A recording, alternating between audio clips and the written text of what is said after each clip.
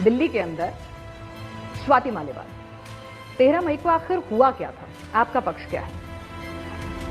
देखिए, मैं मौके पर मौजूद नहीं था। संजय सिंह जी ने कहा कि हाँ, उस दिन जो कुछ को लेकर उन्होंने प्रेस कॉन्फ्रेंस में बाकायदा एक टिप्पणी की थी और उन्होंने कहा था कि हाँ, गलत हुआ है और मुख्यमंत्री के संज्ञान में पूरा मामला है। तो गलत तो आप ही लोगों ने मान लिया था हुआ है।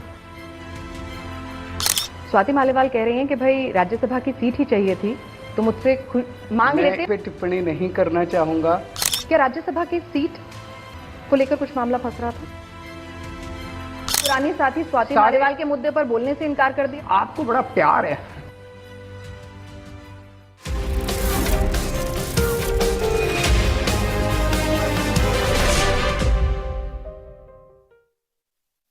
कट्टर ईमानदार से भ्रष्टाचार के आरोपों में जेल, विवाद, बेल, बेल के बाद प्रचार, प्रचार में भी विवाद, उसके बाद जांच। और इस वक्त अगर देखा जाए तो एक शख्सियत ऐसी है जो इन तमाम विवादों, कंट्रोवर्सी, जांच में घिरी हुई है, लेकिन सुर्खियां खूब बटोर रही है और जनता का दिल जो है वो जेल के नाम पर जीतने की कोशिश कर रही है। हमारे साथ दिल्ली के मुख्यमंत्री इस वक्त अरविंद केजरीवाल जी मौजूद हैं चुनाव जलसे में, और उम्मीद है आज बातें होंगी वो तमाम जो जनता आपसे जानना चाहती है। केजरीवाल जी, जेल जाने के दिन नजदीक आ रहे हैं, डर लग रहा है? नहीं, डर किस चीज का है? जिन लोगों ने हमारे देश को आज़ादी दिलाई थी, भगत सिंह हैं, जवाहरलाल नेहरू हैं, चंद्रशेखर आज़ाद हैं, गांधी जी हैं, बहुत सारे लोग हैं, कई कई साल तक जेल रहे थे। और जब वो जेल में रहते थे तब तो सामने कोई उम्मीद भी नज़र नहीं आती थी कि कब आज़ादी मिलेगी, कब आज़ादी नहीं मिलेगी। वो लोग देश को आज़ादी दिलाने के लिए जेल गए और कई कई साल तक जेल गए। मैं देश को बचाने के लिए जेल गया हूँ और मुझे तो कम से कम उम्मीद है 1 महीना नहीं, 2 नहीं तो 4 नहीं तो 6 महीने में बाहर आ ही जाएंगे, क्योंकि केस पूरा फर्जी है। आपने तो एक स्टेटमेंट दी कि जब तक मोदी जी चाहेंगे तब तक जेल में रखेंगे, यानी कोर्ट की वजह से जमानत नहीं मिली, मोदी जी ने चाहा था जमानत मिल जाए। आज हमारे देश के अंदर जो तानाशाही का माहौल चल रहा है, सभी इंस्टीट्यूशंस को डराया धमकाया जा रहा है। जुडिशरी के ऊपर भी बहुत ज़्यादा दबाव है। कई जज हैं जो इस सब दबाव के बावजूद बहुत इंडिपेंडेंटली काम कर पा रहे हैं। कई जज हैं वो भी इंसान हैं जो इस दबाव के चलते इंडिपेंडेंटली काम नहीं कर पा रहे हैं। मैं आपको एक छोटा सा उदाहरण देता हूँ। मनीष सिसोदिया जी और सत्येंद्र जैन जी के पास जेल में मैसेज गया कि अगर आप बीजेपी ज्वाइन कर लो तो आपको बेल दिलवा देंगे। कौन दिलवा देगा? किससे दिलवा देगा? यानी कि आपके वाले जज जो हैं वो अच्छे हैं, ईमानदार हैं, और सिसोदिया वाले जज जो हैं वो ईमानदार और अच्छे नहीं हैं। मैं ये नहीं कह रहा। नहीं, आपने अभी कहा इंडिविजुअल जजेस की बात ना करें तो अच्छा है, बिकॉज वो अच्छी बात नहीं है। मैं सुप्रीम कोर्ट का शुक्रिया अदा करना चाहता हूं। सुप्रीम कोर्ट ने ऐन मौके पे, ऐन वक्त पे जनतंत्र के पक्ष में न्याय किया और मुझे 21 दिन की मोहलत दी कि मैं चुनाव प्रचार कर सकूं। तो कोर्ट भी अब सिलेक्टिवली अच्छा या बुरा होगा? मैं ये नहीं कह रहा। आपको ये समझना पड़ेगा कि आज देश के अंदर जो तानाशाही का माहौल है, उस माहौल के अंदर सभी इंस्टीट्यूशंस, जैसे इलेक्शन कमीशन है, आज इलेक्शन कमीशन के कंडक्ट के ऊपर उसके ऊपर सब लोग प्रश्न उठा रहे हैं कि भाई लोग यही तो पूछ रहे हैं कि कितने वोट पड़े, किस पार्लियामेंट्री कंस्टिट्यूएंसी में कितने वोट पड़े। चुनाव आयोग कहता है कि ये हम नहीं बताएंगे, या कभी कहता है हमारे पास ये डेटा ही नहीं है। तो प्रश्न तो उठेंगे। ठीक है, और डेमोक्रेसी के अंदर जो इंस्टीट्यूशंस हैं उनकी इंडिपेंडेंस बहुत जरूरी होती है और पारदर्शिता बहुत जरूरी होती है। ठीक है, आपकी ही स्टेटमेंट से मैं पूछना चाहूंगी, समझना चाहूंगी, आज कई अखबारों की हेडलाइन भी है कि आपने कहा कि नरेंद्र मोदी जब तक चाहेंगे तब तक आप जेल में रहेंगे। तो आपको जमानत भी नरेंद्र मोदी ने दिलवाई है कि वो चाहते थे कि आप 21 दिन तक बाहर आए और प्रचार करें? ऐसा नहीं है। सुप्रीम कोर्ट के जजेस ने जमानत दी है। इसीलिए मैंने कहा कि ये सही नहीं होगा कि हम इंडिविजुअल जजेस के कंडक्ट की बात करें। नहीं, मैं तो आपकी स्टेटमेंट की बात कर रही हूँ। एक ओवरऑल आज देश के अंदर जो तानाशाही का माहौल है, उसके अंदर इंस्टीट्यूशन स्ट्रेस में है, ये सब लोग मानते हैं। ठीक है, तो अब ये बताइए जरा मुझे, आपने मनीष सिसोदिया जी की जमानत का और इन तमाम चीजों का भी जिक्र किया। मनीष सिसोदिया जी की जमानत अर्जी खारिज करते वक्त जो कोर्ट ने ऑर्डर दिया था उसमें काफी तीखी टिप्पणियां की थी, काफी सख्त टिप्पणियां की थी, और अगर आप चाहें तो मैं पढ़ के भी सुना सकती हूँ, और शायद आपने पढ़ा भी होगा वो ऑर्डर। तो वहां से कहीं ऐसा नहीं लग रहा था कि मनीष सिसोदिया जी को वो क्लीन चिट दे रहे हैं या आरोपी नहीं मान रहे हैं। कुछ ये मामला सत्ता के गंभीर दुरुपयोग का है, हाईकोर्ट ने कहा। अदालत ने कहा कि भ्रष्टाचार के इस मामले में उस समय हुआ जब कुछ लोगों को फायदा पहुंचाने के लिए नीति बनाई गई ताकि पैसा आ सके। आबकारी नीति का उद्देश्य ऐसी नीति अपनाना था जो कुछ लोगों के लिए फायदेमंद हो और रिश्वत भी आ जाए। हाईकोर्ट की टिप्पणियां हैं। आपने सुप्रीम कोर्ट का ऑर्डर पढ़ा? सुप्रीम कोर्ट के ऑर्डर में जस्टिस संजीव खन्ना का पिछले साल ऑर्डर था जिसमें उन्होंने लिखा था कि ये आरोप लगाया जा रहा है कि 100 करोड़ रुपए की रिश्वत दी गई, इसके कोई there is no prima facie evidence of that. इसमें सब आ गया, ये 2 लाइनों के अंदर सब आ गया। मैं आपको पढ़ा दूंगा वो ऑर्डर सुप्रीम कोर्ट का। तो हाई कोर्ट के ऊपर तो सुप्रीम कोर्ट है नंबर 1। नंबर 2, इस पूरे मामले में 500 से ज्यादा रेड हो चुकी है। कह रहे हैं 100 करोड़ की रिश्वत ली गई, अभी 10 दिन पहले बोले नहीं 100 करोड़ नहीं 1100 करोड़ की रिश्वत ली गई। रिकवरी कितनी हुई है? 54 की रिकवरी हुई है। वो 100 करोड़ कहां गया? हवा में गायब हो गया। 100 करोड़ की रिश्वत अगर लेते, या तो कहीं कैश मिलता, यहां कहीं प्रॉपर्टी के कागज मिलते, कहीं ज्वेलरी मिलती, कहीं खर्चे के सबूत, कुछ नहीं है, हवा में है सब कुछ। चोर क्या चोरी का सामान अपने घर में रखता है? कहाँ? कहीं तो इतनी जगह रेड की इन्होंने, 500 की जगह रेड की, कहीं रिकवरी तो होती। मोदी जी कह रहे हैं आप अनुभवी चोर हैं और आप अधिकारी रहे हैं, IRS ऑफिसर रहे हैं। मैंने सुना था उनका, इसका मतलब मोदी जी कबूल कर रहे हैं कि उनके पास कोई सबूत नहीं है। अगर आपके पास कोई सबूत नहीं हो और आप कहो कि इस चोर ने सारे सबूत जो है बड़े चालाक, तो सबूत नहीं है ना, मान रहे हैं ना कि कोई सबूत नहीं है। कल देश के प्रधानमंत्री ने मान लिया कि इस शराब घोटाले में उनके पास कोई सबूत नहीं है, तो वो मेरे ऊपर आरोप लगा रहे हैं कि मैं बहुत अनुभवी चोर हूं, इसलिए मैंने सारे। तो अगर सबूत नहीं है तो छोड़ दो, फिर मेरे को क्यों पकड़ रखा है? तो अदालत जब सबूत मिल जाए तो मुझे बता दो। अदालत ने भी आपको, सुप्रीम कोर्ट ने, आपने कहा कि सुप्रीम कोर्ट के आप शुक्रगुजार हैं, तो उन्होंने भी वापस लौटने के लिए कहा, ये नहीं कहा कि भाई ठीक है। अभी मामला चल रहा है, अब जुलाई के अंदर मेन ऑर्डर आएगा, ऑर्डर रिजर्व किया उन्होंने, ऑर्डर आएगा तो पढ़ लेना। दिल्ली की जनता के मन में जो सवाल है, क्योंकि दिल्ली की जनता के मन में सवाल, जब खारिज दिल्ली की जनता के मन में सवाल नहीं है। देखिए सवाल तो सारे पूछे जाते हैं। दिल्ली की जनता से आप सर्वे कर लो, मैं भी बहुत घूमा हूँ, सारा दिन जनता में घूमता हूँ मैं भी। जनता एक ही क्वेश्चन पूछना चाहती है आपसे, रिकवरी कहाँ है? कितने पैसे की रिकवरी हुई? कितना पैसा मिला? पैसा कहाँ है? देखिए तो ये झूठे आरोप लगा के, यही तो तानाशाही है। यहाँ पे मेरे को जेल में डाल दिया, मनीष सिसोदिया को जेल में डाल दिया, सत्येंद्र जैन को जेल में डाल दिया, संजय सिंह को जेल में डाल दिया, हमारे बैंक अकाउंट कह रहे हैं सीज करेंगे, हमारा दफ्तर छीनेंगे, और प्रधानमंत्री जी आ जाओ अब चुनाव लड़ते हैं। कांग्रेस का 1 महीने पहले बैंक अकाउंट फ्रीज कर दिया, कह रहे हैं आ जाओ अब चुनाव लड़ते हैं।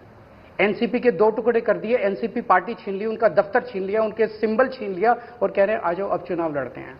शिवसेना का पार्टी के 2 टुकड़े कर दिए, शिवसेना का दफ्तर छीन लिया, उनकी सिंबल छीन लिया, उनकी पार्टी छीन ली, कह रहे हैं आ जाओ अब चुनाव लड़ते हैं। ममता बनर्जी के मंत्रियों को जेल में डाल दिया, स्टालिन के मंत्रियों को जेल। ये चल क्या रहा है हमारे देश के अंदर? आप ये ऑर्डर लेके बैठे हैं, ऑर्डर से बहुत कहीं ज्यादा ग्रेव सिचुएशन है इस देश के अंदर।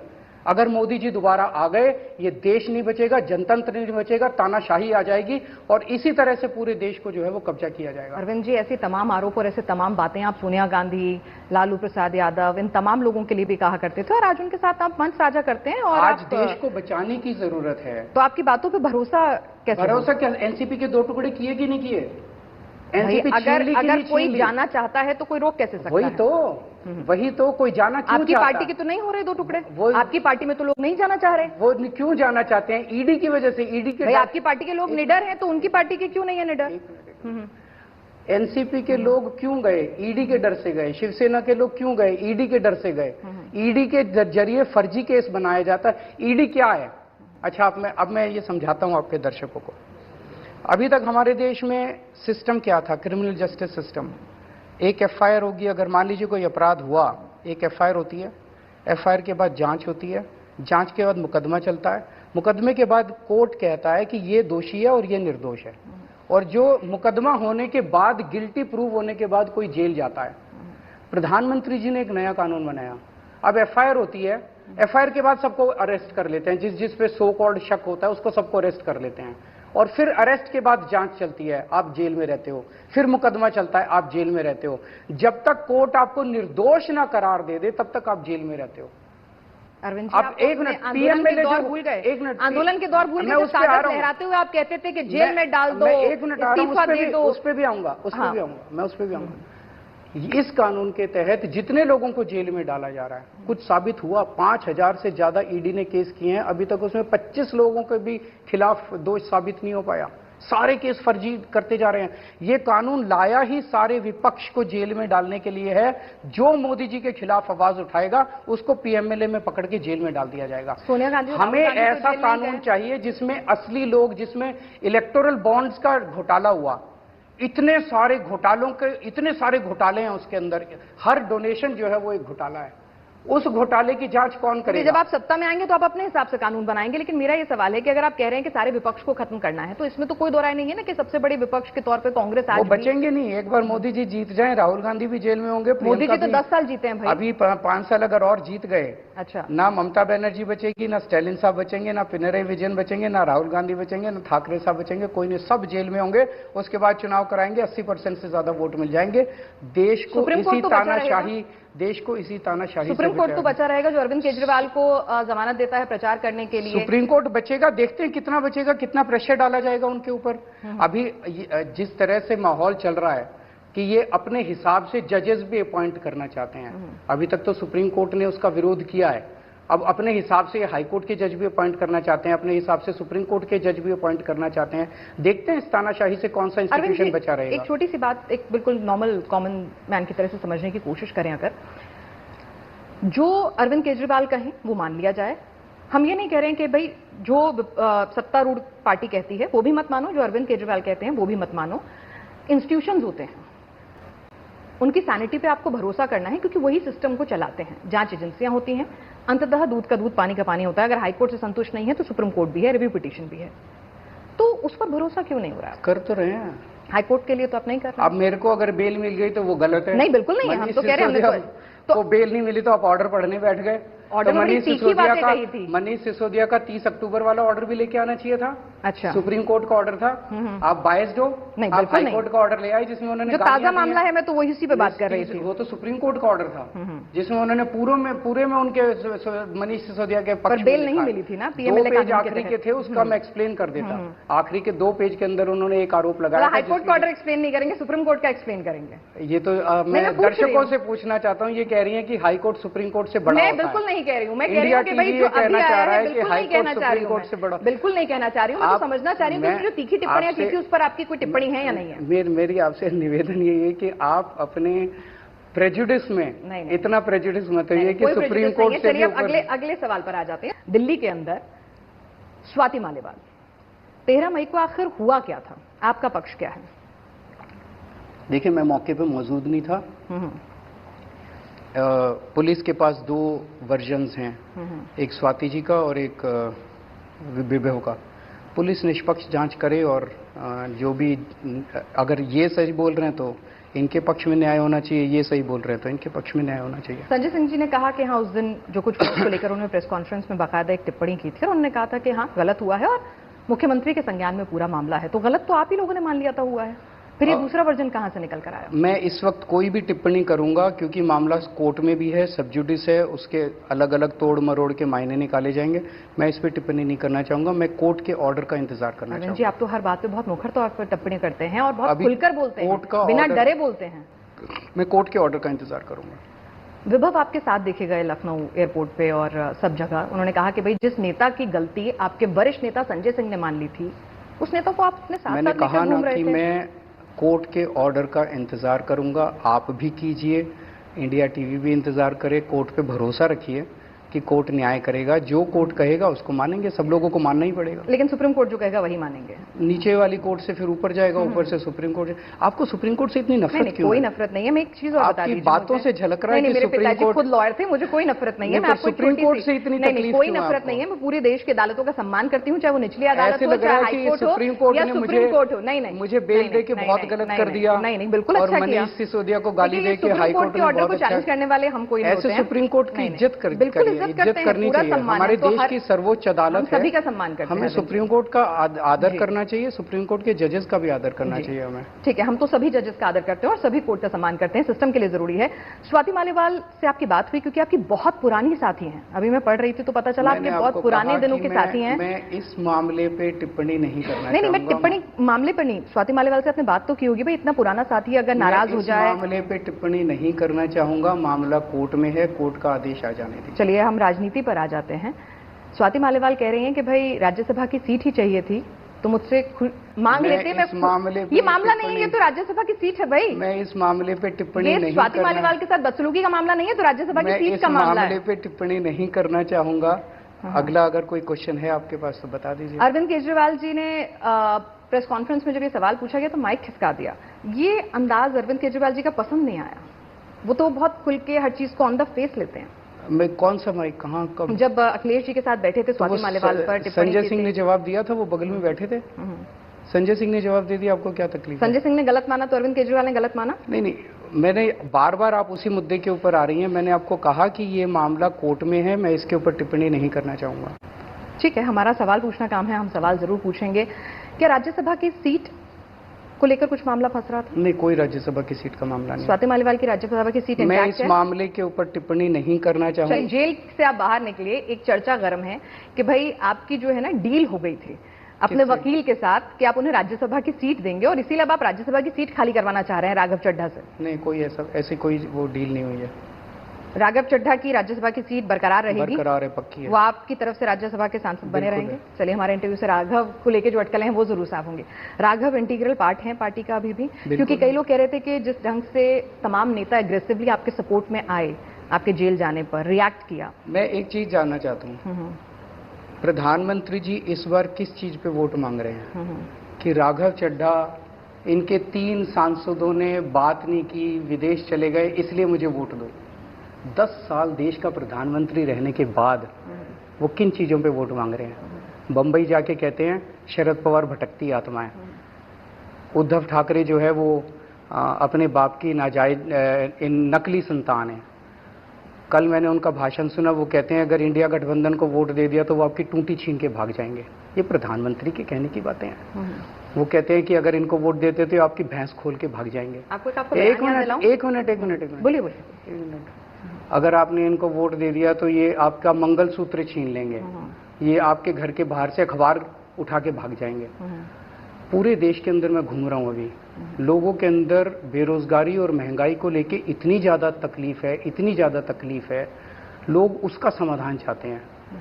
घर का खर्चा नहीं चल रहा, घर में बच्चे बैठे हैं जिनके पास नौकरी नहीं है, और जब वो अपने प्रधानमंत्री को इस तरह की बातें करते हुए देखते हैं, उनको कोई उम्मीद नहीं बचती है। अगर प्रधानमंत्री जी कहते कि मैं कैसे महंगाई दूर करूंगा, तुम्हारा पेट्रोल सस्ता कर दूंगा, तुम्हारा डीजल, तब तो कुछ उम्मीद नजर आती। अगर प्रधानमंत्री जी कहते मैं तुम्हारे बच्चों को ऐसे रोजगार दूंगा, तब तो समझ, वो जिस तरह की बातें करते लोगों को कोई उम्मीद भी नजर नहीं आ रही है। अब वो ये कहना केजरीवाल के 3 सांसदों ने नहीं इनके पक्ष में बोला, नहीं बोला, मेरी मर्जी, मेरी पार्टी है, मैं निपट लूंगा उनसे। प्रधानमंत्री जी कह रहे हैं कि इनके 3 सांसदों ने नहीं बोला इसलिए मुझे वोट दो। ये वोट मांगने की चीज है। मेरे 3 सांसदों, आडवाणी जी ने मोदी जी के पक्ष में वोट मांगा इस बार, मुरली मनोहर जोशी ने वोट मांगा मोदी जी के पक्ष में, वसुंधरा राजे ने वोट मांगा। 30 नेताओं की लिस्ट दे दूंगा जो बीजेपी के घर बैठे हैं। और इस बार तो आरएसएस की और इनकी भी लड़ाई हो गई है। जेपी नड्डा साहब कह रहे हैं कि आरएसएस की जरूरत नहीं है, तो इसका मतलब दोनों में कसके लड़ाई हो गई है। सवाल था इसका मतलब ये कसके लड़ाई हो गई है। वही आरएसएस के नीचे के कार्यकर्ता इनके लिए काम ही नहीं कर रहे। वही पूछना है। अच्छा, आपके लिए तो आपकी जीत में मदद मिलेगी? जीत में मदद मिलेगी। मैं ये कहने की कोशिश कर रहा हूँ कि हमारे तो 3 ही सांसद नहीं बोले, इनका तो पता नहीं सारी आधी बीजेपी घर बैठी है। चलिए, एक सवाल मेरा आपसे यह है कि आपके पास जब से आप जेल से लौट कर आए हैं, आपके पास हर पार्टी की, खासतौर से बीजेपी की पूरी इनसाइड इंफॉर्मेशन है। कौन किसका उत्तराधिकारी होगा, कौन जो है उत्तराधिकारी के साथ साथ जो है किसको हटा रहे हैं, किसको बना रहे हैं, किसको खत्म कर रहे हैं। जेल में आपका खबरी कौन था? कहाँ से मिल रही थी ये सारी खबरें? आप ही जैसे दोस्त थे।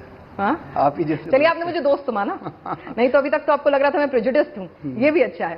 तो सारी खबरें आपको दूसरी पार्टी की बड़ी पता चल जाती हैं। आपकी पार्टी के सक्सेसर कौन है? अभी शुभ बोलिए, मैं मर नहीं रहा अभी, और ना मैं 75 साल का हो रहा है। जब 75 साल का होऊंगा तो मेरे से सक्सेसर पूछ लीजिएगा। चलिए, आप कहते हैं लोग आपको दबाते हैं, घेरने की कोशिश करते हैं। मैं मान लेती हूँ एक बार को, अगर इन तमाम मुद्दों के चलते भी अगर ऐसी स्थितियां बनती हैं कि केजरीवाल जी को इस्तीफा देना पड़ता है या देने के लिए दबाव बनाया जाता है, तो कौन होगा पार्टी, कौन चलाएगा, सरकार कौन चलाएगा? दबाव डालेगा? सुप्रीम कोई कोर्ट भी डाले। सुप्रीम कोर्ट ने कह दिया कि दबाव नहीं डाल सकते। अच्छा। हाँ, गया था मामला सुप्रीम कोर्ट में, उन्होंने कहा भाई दबाव नहीं डाल सकते इन पर, इनकी मर्जी। दिल्ली के अंदर हमारे को 2 बार बहुमत मिला, 3 बार बहुमत मिला, 2 बार हमें प्रचंड बहुमत मिला। एक बार 67 सीट आई, एक बार 62 सीट्स आई। मोदी जी ने देख लिया कि असेंबली चुनाव नहीं जीत सकता मैं दिल्ली में, तो उन्होंने एक षड्यंत्र रचा कि केजरीवाल को जेल में डाल दो, फिर इसको इस्तीफा देना पड़ेगा, इसकी सरकार गिर जाएगी। मैं कुर्सी का लालची नहीं हूं, मैं पद का लालची नहीं हूं। जब इनकम टैक्स कमिश्नर होता था, एक दिन इस्तीफा देके मैं दिल्ली की झुग्गियों में जाके काम करने लगा था, अपने मन से इस्तीफा दिया था। कोई नहीं देता इनकम टैक्स कमिश्नर की पोस्ट से। मैं जब 49 दिन के लिए सीएम बना तो खुद सीएम की कुर्सी को लात मार के आया था। इस बार अगर मैं इस्तीफा दे दूंगा तो इनका ये एक्सपेरिमेंट सक्सेसफुल हो जाएगा। अगला टारगेट होगी ममता बनर्जी, उसको भी गिरफ्तार कर लो, वो इस्तीफा। तो इसका मतलब जहां जहां नॉन बीजेपी गवर्नमेंट बनेगी वहां वहां ये मुख्यमंत्री को फर्जी केस में गिरफ्तार करेंगे और उसकी सरकार गिरा देंगे। इस बार अगर मैंने इस्तीफा दिया तो ये देश के लिए बड़ा खतरनाक, जनतंत्र के लिए खतरनाक होगा। और जब आप बिना जनतंत्र बिना फैसला आए इस्तीफा मांगा करते थे, जेल में डालने की बात किया करते थे। आप मेरे को पूरा तो कर लेने दो। तो ये लोग जनतंत्र को कैद करेंगे और हम जनतंत्र को जेल से चलाएंगे। सुप्रीम कोर्ट ने भी कह दिया कि जेल के अंदर से अगर केजरीवाल जी इस्तीफा नहीं दे रहे तो हम इसका कुछ नहीं कर सकते। तो जेल के अंदर सीएम की कार्यभार को निभाने के लिए हम कोर्ट जाएंगे और कोर्ट से कहेंगे कि आप हमें बेसिक फैसिलिटीज दीजिए ताकि मैं अपना कार्यभार चला सकूं। और अगर मैं चला पाया तो मोदी जी फिर किसी मुख्यमंत्री को गिरफ्तार करने की हिम्मत नहीं कर पाएंगे। आप बहुत निर्लज हैं, ये मैं नहीं कह रही, गृह मंत्री कह रहे हैं। हाँ, वो बड़े लज्जा वाले हैं। देश में पूछ लो कि लज्जा किस में ज्यादा है, अमित शाह में कि केजरीवाल में। कई लोग तो आपको भी तानाशाह कहते हैं। कह ले, बीजेपी वाले कहते हैं। बीजेपी वाले आपकी पार्टी से जब लोग छोड़ के जाते हैं तो उनके भी। हाँ, जब छोड़ के जाते हैं। अब तानाशाह के खिलाफ पार्टी में रहते रहते कौन आवाज उठाएगा? नहीं। अच्छा चलिए, एक बात बताइए मुझे कि अब जिस तरह से दिल्ली पुलिस की जांच है, आपने अपने माता पिता के साथ एक वीडियो पोस्ट किया था, आपने कहा था मैं तैयार हूं, तो टेंशन है कहीं कि भाई ईडी की जांच चली रही है, जेल से अभी बेल पर छूटा हुआ हूं और अब ये दूसरा केस। सही है। इस देश के अंदर एक भारतीय संस्कृति है, भारतीय परंपरा है, भारतीय राजनीति की कुछ सीमाएं हैं, हदें हैं। राजनीति के अंदर कभी कोई व्यक्ति किसी के पेरेंट्स को खींच के नहीं लाया था, बुजुर्ग और बीमार पेरेंट्स को। प्रधानमंत्री जी को क्या लगता है कि मेरे मम्मी को बहुत बीमारियां रहती है, आधा टाइम अस्पताल में ही भर्ती रहती है, मेरे पिताजी 85 साल के हो गए, वो गुनाहगार हैं, उन्होंने कोई क्राइम किया है, उनके पीछे दिल्ली पुलिस क्यों छोड़ दी? मैं उनसे कहना चाहूँगा कि मेरे माँ बाप को प्रताड़ित मत करो, मेरे से आपकी दुश्मनी है, मेरे से आपकी राजनीति है, ऊपर वाला देख रहा है। प्रधानमंत्री जी, ऊपर वाले से डरो। पर वो तो उस दिन घटना के चश्मदीद के तौर पर उनसे पूछताछ करना चाहते हैं। नहीं, वो भी नहीं थे वहाँ उस दिन। कहाँ है चश्मदीद गवाह? नहीं, मैं पूछ रहा हूं, कौन से चश्मदीद गवाह? क्या चश्मदीद गवाह? नहीं, घर पर आप तो नहीं थे, तो क्या सुनीता केजरीवाल और आपके माता पिता दोनों नहीं थे, तीनों लोग नहीं थे? मतलब कुछ भी पकड़ के उनको बीच में लपेट लेंगे। मैं तो पूछ रही हूं सर, मैं आपको यही कहने की कोशिश कर रहा हूँ। प्रधानमंत्री जी को मैं कहना चाहता हूँ कि आज तक भारतीय राजनीति के अंदर राजनीति नेताओं के बीच में तो हुई, पार्टियों के बीच में तो हुई, लेकिन कभी भी किसी के बूढ़े और बीमार माँ बाप को नहीं खींचा गया राजनीति के अंदर। ये सही नहीं है। तो राजनीति में दिल्ली पुलिस की जांच खींच रही है। दिल्ली पुलिस की जांच तो उनके कहने से ही चलती है। कल जब मैंने पोस्ट किया कि मैं तैयार बैठा हूं अपने माँ बाप के साथ, आ जाओ, तो उनको लगा कि चुनाव में नुकसान हो जाएगा, तो दिल्ली पुलिस ने कहा नहीं, आज नहीं करेंगे जांच, मतलब चुनाव के बाद करेंगे। तो जांच तो वो दिल्ली पुलिस उन्हीं के हिसाब से ही करती है। दिल्ली पुलिस कौन सी इंडिपेंडेंट है? आप कह रहे हैं कि अगर इंडी सरकार आती है, इंडिया गठबंधन की सरकार आती है, तो आपको जेल नहीं जाना पड़ेगा। ऑब्वियसली इस तरह के कानून खत्म हो गए, प्रेशर खत्म होगा जुडिशरी पे, जुडिशरी न्याय कर पाएगी। केवल मुझे नहीं, बहुत सारे निर्दोष लोग जो जेल में हैं वो बाहर आएंगे, और जो दोषी लोग इनकी पार्टी में गए हैं, जिनको वॉशिंग मशीन से साफ कर दिया गया, वो सारे जेल जाएंगे। चलिए, वॉशिंग मशीन का आपने जिक्र किया तो इसलिए सवाल पूछ लेती हूँ। वॉशिंग मशीन से, उनके पास वॉशिंग मशीन है और आपके पास कौन सी मशीन है जिसमें लालू यादव, राहुल गांधी, सोनिया गांधी, अखिलेश यादव, सारी जांच कराई है, जिनके दोषी है उनको जेल भेज रहे हैं। भाई सरकार तो इनकी है, नहीं तो इनके पास, मैं उनकी वॉशिंग मशीन, आपने कहा मैंने माना, अब आप अपनी वॉशिंग मशीन बता दीजिए कौन से ब्रांड की। मेरे पास कोई वॉशिंग मशीन नहीं है। जो दोषी हैं सारी एजेंसीज आज उनके पास हैं, उन सारी एजेंसी से उन्होंने हमारी अगली पिछली 7 जन्म खंगाल के देख लिए, उन्होंने सबको जेल भेज के देख लिया। सोनिया गांधी भ्रष्टाचारी नहीं रही? मैं किसी कराओ जांच, मेरी जांच कराइए, उनकी भी करा लो, राहुल गांधी की भी करा लो, ठाकरे साहब की भी करा लो, सबकी जांच करा लो। ये पहले जिन लोगों के साथ आप कहते थे कि मैं नहीं आऊंगा, जिनके साथ आप खड़े हैं, देश बचाना मेरे लिए जरूरी है, चाहे भ्रष्टाचारियों से हाथ मिलाना पड़े, इंडिविजुअल्स मेरे लिए जरूरी वही पूछूं, चाहे भ्रष्टाचारियों से हाथ मिलाना पड़े। आप कैसे कह रही हैं कि कोई नहीं, आपने कहा था, मैं बिल्कुल नहीं कह रही। एक मिनट, मेरे को बात पूरी करने दीजिए। इस वक्त देश के ऊपर जो तानाशाही का सारा संकट मंडरा रहा है कि सारे इंस्टीट्यूशंस को खत्म कर दिया गया है, सारी पार्टियों के नेताओं को जेल में डाल दिया गया है, एक नेता और एक पार्टी बचेंगे, वन नेशन वन लीडर की तरफ देश बढ़ रहा है, ये अच्छी बात नहीं है। इन्होंने, चलिए विपक्ष तो छोड़िए, उन्होंने अपनी पार्टी की किसको छोड़ा?